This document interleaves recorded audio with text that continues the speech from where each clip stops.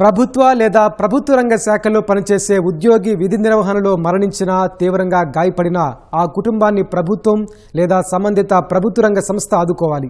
కుటుంబంలో ఒకరికి కొలువిచ్చి బాధిత కుటుంబాల్లో భరోసా నింపాలి. కానీ ప్రభుత్వ రంగ సంస్థ ఆర్టీసీలో మాత్రం 5 ఏళ్ల వైకాపా ప్రభుత్వంలో అది కనిపించలేదు. ఆర్టీసీలో నియామకాలు నిలిపివేసి వందల కుటుంబాలను కన్నీటి పాలు చేశారు. బాధిత కుటుంబాలెన్నో రోడ్డున పడ్డాయి.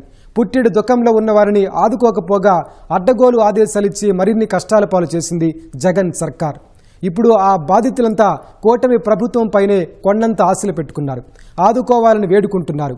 సీఎం చంద్రబాబు మానవతా దృక్పథంతో ఆలోచించి ఆదుకోవాలని బాధిత కుటుంబాలు విన్నవిస్తున్నాయి.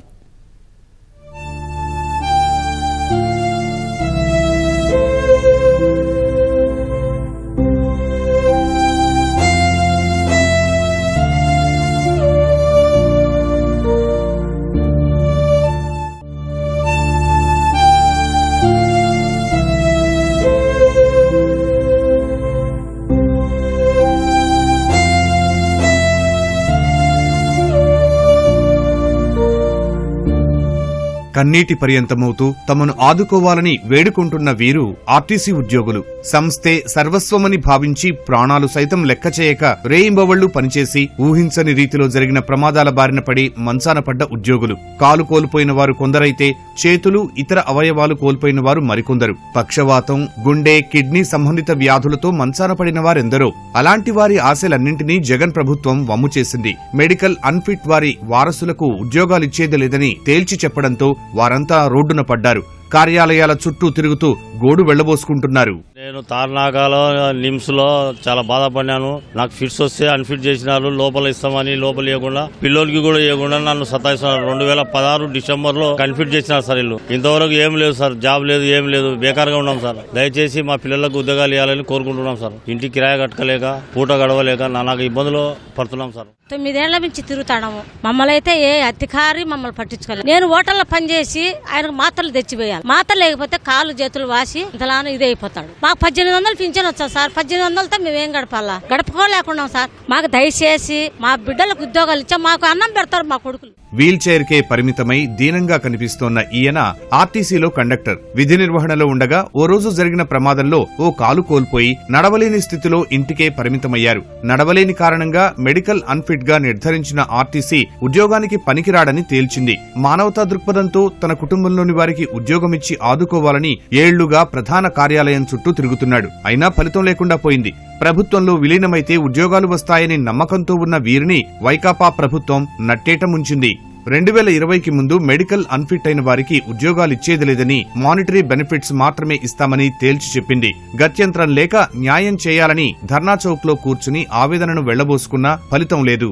మేము 29 సంవత్సరాలు ఆర్టీసీలో పనిచేసిన తర్వాత ఆర్టీసీ బస్ యాక్సిడెంట్ వల్ల నాకు ట్రీట్మెంట్ కొరకు ఆర్టీసీ వారు తార్నాకు పంపించారండి. తర్వాత నా కుడికాలు తొడ వరకు తీసేశారండి. ఎంక్వైరీ రెడీ చేసేసి ఇంకా ఆశలు చిగురిస్తున్నాయి, మాకు ఉద్యోగాలు వస్తున్న సమయంలో వచ్చేసి మేము అనేక అధికారులను, ఈడీ గారులని, ఎండీ గారులను అందరూ కలిసేస్తే అప్పుడు చూస్తామమ్మా ఇస్తామని చెప్పారు సార్. గతంలో ఉన్న ప్రభుత్వంలో ఉన్న అధికారులు సచివాలయం దగ్గర వెళ్ళాము, క్యాంప్ ఆఫీస్ దగ్గరికి వెళ్ళాము, రవాణా శాఖ మినిస్టర్ల గారిని కలిసాము, ఉప ముఖ్యమంత్రి ధర్మాన కృష్ణ శ్రీకాకుళం ఇంటికి వెళ్ళి కలిసాము, పేరి నాని గారిని మచిలీపట్నం కలిసాము, క్యాంప్ ఆఫీసులుగా అన్ని చోట్ల కలిసాం సార్. ఈ ఆర్టీసీని గవర్నమెంట్ లో విలీనం చేస్తున్నాము. 1/1/2020 నుంచి విలీనం చేసేసాము. ఇక ఈ సర్క్యులర్ అనేది మీకు 2015లో వచ్చింది కాబట్టి మేము 31/12/2019 వరకు మాత్రమే ఇస్తాము. మేము అది మాకు సంబంధం లేదని పక్కన పెట్టేశారు సార్. ఏదో ఈ గవర్నమెంట్ మారుద్ది, అప్పుడైనా మనకు న్యాయం జరుగుతుంది. కానీ అప్పటి నుంచి ఇప్పటి వరకు ఇన్ని సంవత్సరాలు మేము గవర్నమెంట్ మారాలి, మా కుటుంబంలో వెలుగును నిలగాలనేసి మేము ఎంతో ఎదురు చూసామయ్యా. ఈ గవర్నమెంట్ వచ్చింది, మాకు న్యాయం చేస్తుందని మేము తప్పనిసరిగా ఆశిస్తున్నామయ్యా. మేము ఇది ఒక్కరి ఆవేదనే కాదు. దీనంగా కనిపిస్తున్న వారెవరిని కదిపినా కంట కన్నీళ్లే వస్తాయి. ఉద్యోగం పోయి కుటుంబ పోషణ భారంగా మారడంతో తమ వారసులకు సంస్థ ఇచ్చే ఉద్యోగంపై కోటి ఆశలు పెట్టుకున్నారు. కుటుంబ పెద్ద మంచాన పడడంతో బాధల్ని దిగమింగుకుంటూ అతి కష్టంగా బతుకీడుస్తున్నారు. కొలువిచ్చి ఆదుకోవాలని ఎన్నో ఏళ్లుగా ఆర్టీసీ కేంద్ర కార్యాలయం చుట్టూ ప్రదక్షిణలు చేస్తున్నా మొర ఆలకించేవారే లేరు. కనిపించిన వారందరికీ వినతులిస్తూ చెప్పులరిగేలా తిరుగుతున్నా కొలువు మాత్రం దక్కలేదు. తామేం పాపం చేశామంటూ 170 మంది బాధితులు ఆవేదన వ్యక్తం చేస్తున్నారు. ఎన్నో ఏళ్లుగా సమర్థంగా సేవలందించిన తమను సంస్థ నట్టేటా ముంచడం సరైంది కాదని, న్యాయం చేయాలని డిమాండ్ చేస్తున్నారు. నేను ఒంగోలు డిపోలో డ్రైవర్గా పనిచేస్తూ నాకు అనారోగ్య కారణాల చేత నేను మెడికల్ అన్ఫిట్ అయ్యాను. మాకు నడుము కింద భాగం నుంచి ఎటువంటి అవయవాలు పనిచేయవండి. 2015 సర్కులర్ ప్రకారం ఆర్టీసీలో ఉద్యోగం రావాలండి. కానీ ఇప్పటికి 6 సంవత్సరాలు అయిందండి, ఇంతవరకు ఎటువంటిది ఇవ్వలేదు. 2 పిల్లలు ఉన్నారండి, వాళ్ళని చదివించుకోవడానికి కుటుంబ పోషణకు బాగా ఇబ్బందులు పాలవుతున్నామండి. ఏ నెలకు ఆ నెల దాతల సహాయం కోసం ఎదురు చూడాల్సిన పరిస్థితి ఏర్పడుతుందండి. అదే గాని మాకు ఆర్టీసీ వారు ఉద్యోగం ఇచ్చినట్టయితే మాకు ఇటువంటి దారుణమైన పరిస్థితి ఉండేది కాదండి. మాకు ప్రభుత్వం వాళ్ళు మాకు ఇవ్వాల్సిన ఉద్యోగాన్ని మాకు ఇస్తే మాకు కుటుంబాలు నిలబడతాయండి. దయచేసి సీఎం గారు మా ఎందుకు దయ ఉంచి మాకు ఉద్యోగాలు ఇప్పించవలసింది కోరుతున్నామండి. నేను పులి డిపోలో కండక్టర్గా పనిచేయచ్చు. ఈ పక్షవాతానికి గురి అయినా సార్ అప్పటి నుంచి 10 సంవత్సరాలు దాటింది సార్. ఉద్యోగం తగ్గలేదు నాకు. ఇప్పుడు మాకు ఆర్థిక పరిస్థితి రాలేదు సార్. ఏం చేయాలి చేయండి, ఏం చేసుకోలేని పరిస్థితిలో ఉన్నాను సార్. అప్పటి మా తెలుగుదేశం గవర్నమెంట్లో జీవో ఇచ్చారు సార్. నందూరు సాంబశివరావు గారు ఇస్తూనే చెప్పారు సార్, మీరు మీ పిల్లలు ఉద్యోగం ఇస్తాము, 5 సంవత్సరాలు గవర్నమెంట్ వదిలేసేయండి అని జీవో తీసుకొచ్చాను. ఇంతవరకు మాకు ఏం లేదు సార్. ఇప్పుడు మన గవర్నమెంట్ 5 సంవత్సరాలు పట్టించుకోలేదు సార్. కానీ మన గవర్నమెంట్ ఇచ్చింది కాబట్టి మనం ఇస్తారని ఆశతో ఉన్నాను సార్. అందరం మా పిల్లలకు రావాల్సిన ఉద్యోగాలు కల్పించడాన్ని ప్రార్థిస్తున్నాను సార్.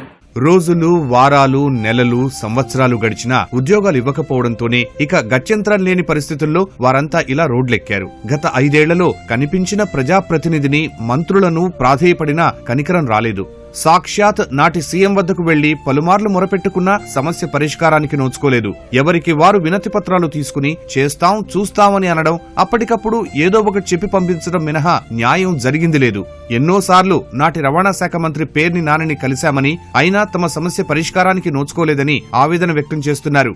డ్యూటీలో యాక్సిడెంట్ సార్. నాకు దొరకకుండా నడతలేకపోతున్నాను. నా పింఛన్ వచ్చిన డబ్బులు హాస్పిటల్కి తక్కువ వస్తున్నాయి సార్. మా పిల్లలకు ఉద్యోగం ఇస్తామని 6 ఏళ్ల సర్వీస్ పోగొట్టుకొని మేము మా పిల్లలకు జాబ్ ఇవ్వాలని మేము చెప్తున్నాం సార్. అంతే. నేనైతే నడతలేను సార్. నా పిల్లలకు ఉద్యోగం ఇచ్చి బతుకుతాను సార్. లాంటి నేను కూడా చచ్చిందాను సార్. ఇప్పుడు మెడికల్ అడ్మిట్ అయినా సార్. కాళ్ళ చేయబడింది, మెడల్ ఆపరేషన్ చేయించున్నాం సార్. ఏమి అసలు లేదు సార్. బిడ్డలు కన్నా ఏం పని చేయగానే ఆయనకు సేవ చేసుకుంటున్నాం సార్. మేము 6 ఏళ్ళు అయింది సార్. 10 లక్షల దాకా పెట్టినాం సార్. మాకు జరిగేది కష్టం కాదా సార్. బిడ్డకి ఉద్యోగం ఇస్తే ఆయన చూసుకుంటాం సార్. 6 ఏళ్ళ నుంచి మంచులు ఉన్నారు సార్. లాభాపేక్ష లేకుండా ప్రజలకు రవాణా సేవలు అందించే సంస్థ ఆర్టీసీ.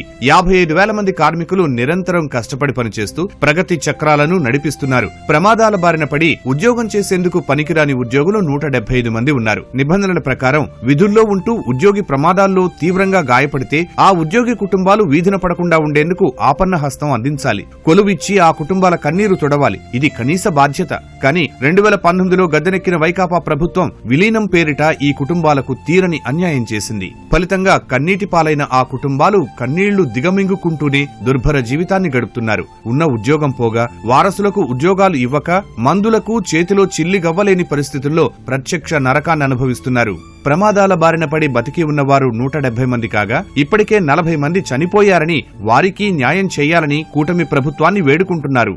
తిరగని చోటు లేదు. 5 సంవత్సరాలు మమ్మల్ని క్యాంప్ ఆఫీస్ కాడికి పోవటం, అరెస్ట్ చేపించడం, బస్ స్టాండ్కి పంపించడం ఇదే జరిగిందండి. కనీసం సీఎంను కానీ సీఎం హోదాలో ఉండ ఏ అధికారులను కలవనీయకుండా గవర్నమెంట్ అట్నే మా సర్కులను తొక్కి పెట్టేసింది. 2021 నుంచే మేము ఇస్తాము ఉద్యోగాలు, మీకు మాత్రం లేదు అని చెప్పి డబ్బులు తీసుకోండి అని చెప్పినా కానీ మేము డబ్బులు తీసుకోకుండా ఇన్నాళ్ళు వెయిట్ చేస్తూ మన సీఎం గారు వచ్చిన తర్వాత, ఈ గవర్నమెంట్ మారిన తర్వాత ఆశలు సిగురించి మేము తిరగటం మొదలుపెట్టి మా 170 కుటుంబాలకి ప్రాణం పోసి ఉద్యోగాలు ఇవ్వాలని సీఎంని మనస్ఫూర్తిగా కోరుకుంటున్నాం.